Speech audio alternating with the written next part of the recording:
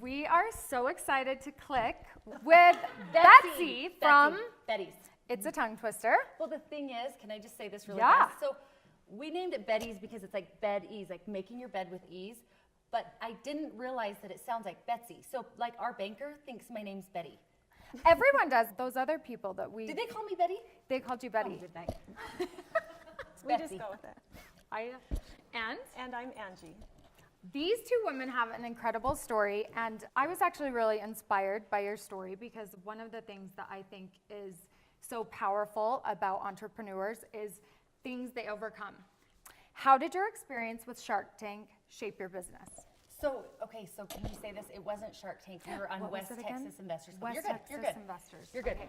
So we did audition with Shark Tank, and we got callbacks with Shark Tank, and the audition video is how West Texas found us. Okay, so you made an audition video for Shark Tank. So no, I went down and auditioned in person. Oh. We made it past that round, and then we had to make a video to send and talk about everything, and so that video was online, but that's how West Texas Investors Club found us. But so we have a knockoff brand that actually made it on the show, and at first it was like so hard for us because I was like angry, but So basically, just to be clear, No. you told your story and someone saw your video, took your idea, and went and pitched it on Shark Tank. Is that right? No, okay.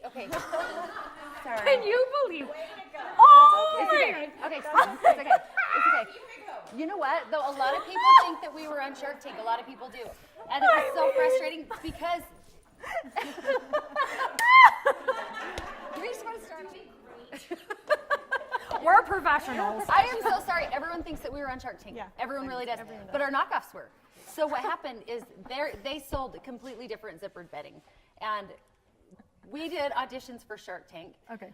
We got callbacks for Shark Tank, but our knockoffs made it onto Shark Tank. So the whole thing about it is they created some zippered bedding. It was a completely different design, and the whole purpose of it, I was Googling zippered bedding. I was just trying to find something to make bunk beds, but the way it was designed is it's just like a traditional comforter with the flaps that hang out and then the zipper underneath. Well, ours, the whole point of it was I wanted it to be tucked in, so for bunk beds or day beds or the hard to make beds, you're not retucking this bedding, because to me the zipper underneath was no different than just putting it, like it didn't do anything. You still had to tuck. Yeah, it didn't. Yeah. It didn't. So they actually bought our bedding.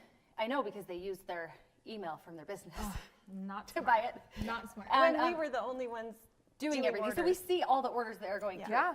Anyways, and then they ended up going on Shark Tank, changing their bedding to mock ours. It's still not the same, and that's the thing is people who like the concept, they want to buy that first because it's cheaper, but then in the end they end up buying ours because The quality it's just or the... without saying negative, it's just different. When I heard this story originally, I thought that would have been so difficult to be sitting there watching something that you created and someone else is pitching your idea. That would have been very we thought- Devastated. We thought Devastated. we were over. I mean, I think a lot of people would have thrown in the towel at that point. So what did you two do in that moment that made you keep moving forward? Well, first we probably cried, Yeah. right? We were so sad and upset, but we definitely just decided we have a better product. We have something we would buy. That's exactly. It came down to whenever we talk about our product, it was like every time we'd get a sample, I'm like, I wouldn't use that. I don't like that. That wouldn't work. Well, they might be trying to compete with us, but I would never buy that. Was that? No, Did I say it's that? fine. So you believed in your product and Yeah. what you guys wanted to execute. It ultimately love came that. down to that. It was, we still wouldn't buy that. So we would it- buy so- ours. So there would definitely be an So there's audience. there's still an audience for our product. Well, I'm glad you guys didn't give up because I think your product's amazing. Thank you. And Next- can I just tell yeah. you, so not getting on the show at the time, we thought that was like our, like truly, like I was so upset. I can't But then imagine. flash forward like a year and a half later, we went on to West Texas Investors Club, and those guys are amazing. They're genuinely like exactly like they are on the show in person. And since then we've been back. They took us like on a helicopter ride. They had us have dinner at their house. Like It was awesome. so here we went from like what we felt like was like a devastation that turned into people all were exposed to now zippered bedding. Now they can Google it and they can search and then make their own mind up if they like this bedding or this bedding. And guess what? We like made money on that, and we didn't have to get eaten alive by the So sharks. it has all come back, and It's good so karma. It's true. Speaking of crying, how often do you guys cry about Daily. business? I swear every day. Yeah. Maybe every other day. Yeah. So has it Every gotten other more day. or less Okay, the bigger please you've listen. gotten? So this is how it goes. Like literally, I'll be like, Angie, we're gonna be millionaires. and then she'll be like, we're done. We're over. actually probably gonna get sued. and then the next day I come in and I'm like, I have too much anxiety. I am just making everyone in the office anxious. I don't And know then what I'm I'm doing. up here. And We she's like, just "No, are no, just we're-" like this all Yeah. the time. Which is such a great thing about partners. We Amazing, talk yep. each other off the ledge. Yeah, for sure. What's your definition of an entrepreneur? And I want you both to answer. So who wants to go first? You go first. Well, I just really liked this definition over here from Alicia. I loved it. So what part about what she said did you love? I loved that you start with a vision and you start with something you believe in and you just grow it and grow it. And a lot of times, from my experience with working with entrepreneurs, they don't know what they're doing. They're starting from zero and they figure out a way because they're passionate about it. And that's why it works. Yep. I love that. Every brand that I talk to gets emotional, and I think now I'm gonna get emotional. Can we cut this? No. Nobody knows like how much money, how much time. Like we've given up so many things to try to make this happen, you know. And Yeah. so, No, this is why we're here. I love that. like nobody understands. And we watch these other entrepreneurs, and we talk to them, and they get all emotional. And we're like, we get it. Because nobody cares as much as you. Nobody can ever advertise like you because you are the one who loves it. It's your baby. You've given up so many things to create this. And I think that nobody understands except for the people who've done it, how much you care and how much this means to you. We didn't start because our parents are rich or because we have money. We mortgaged our homes and, so You risked everything. We risked.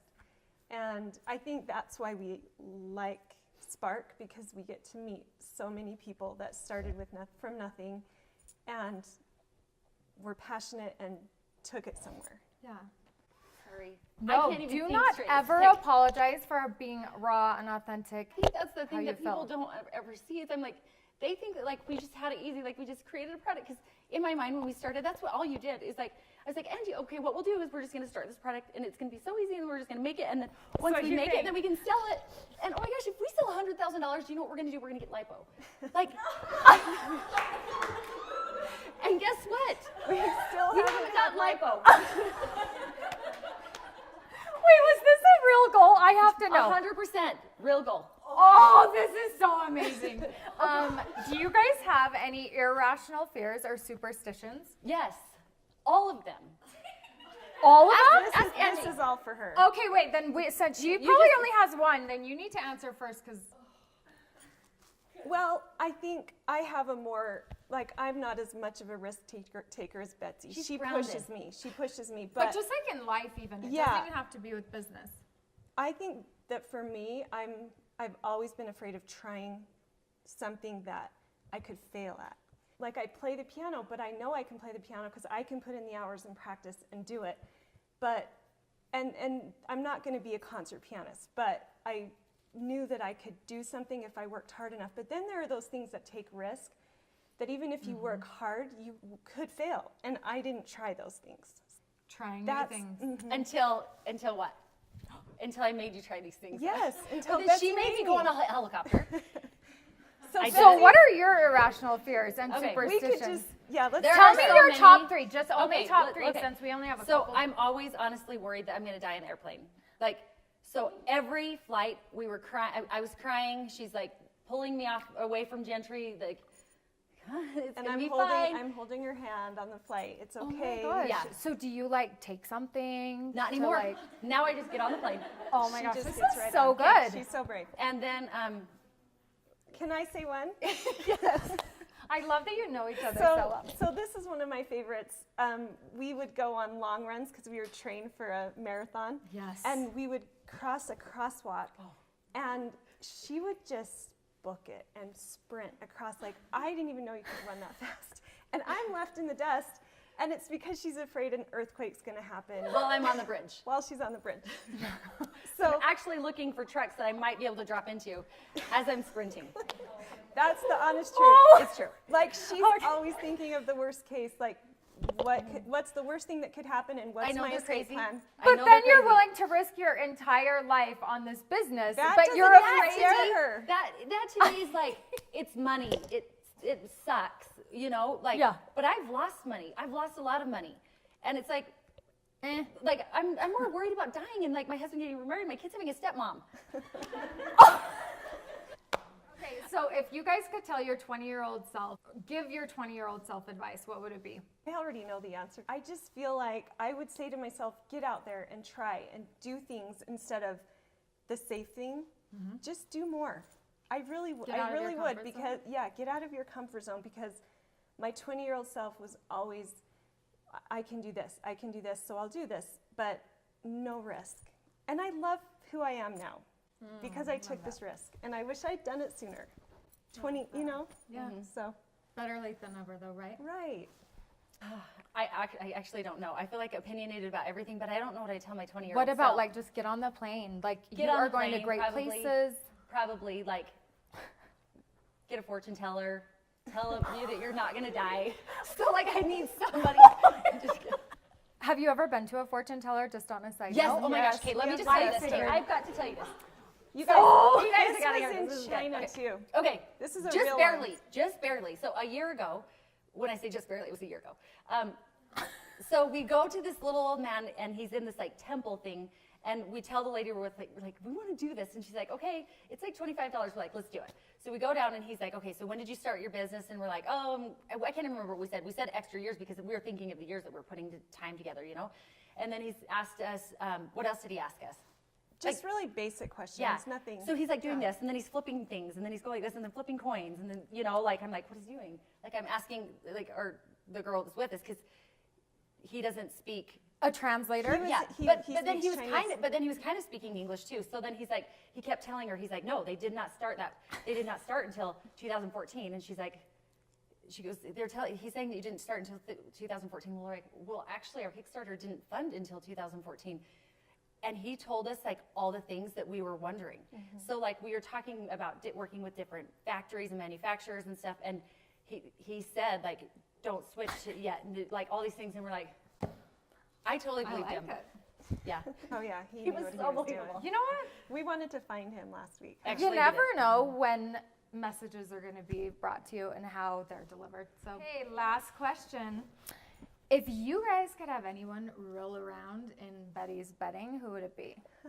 You know what I'm saying? Okay. She's gonna know. They know what I'm gonna say. I know it's Jesse James. Like Jesse James. Like there's just something that is so funny about her. Like she's chewing her food with her mouth open on Instagram, and I just die laughing. I'm like, I like you. Like so that's who. It's a good one. No, I like it. What about you? Or her don't kids, really or her know. kids, or any of them. Yeah. Like I just want my bedding to be in their house. Hey, do you know who I think I would die? And I was talking to you guys about Hamilton. That's my all-time. Lin-Manuel Miranda. I would die. He wrote R.I.P. it. You guys, So, thanks for clicking with us. thank You you. guys are amazing. Oh, boy. And you were amazing. You were not nervous at all. Well, you made it.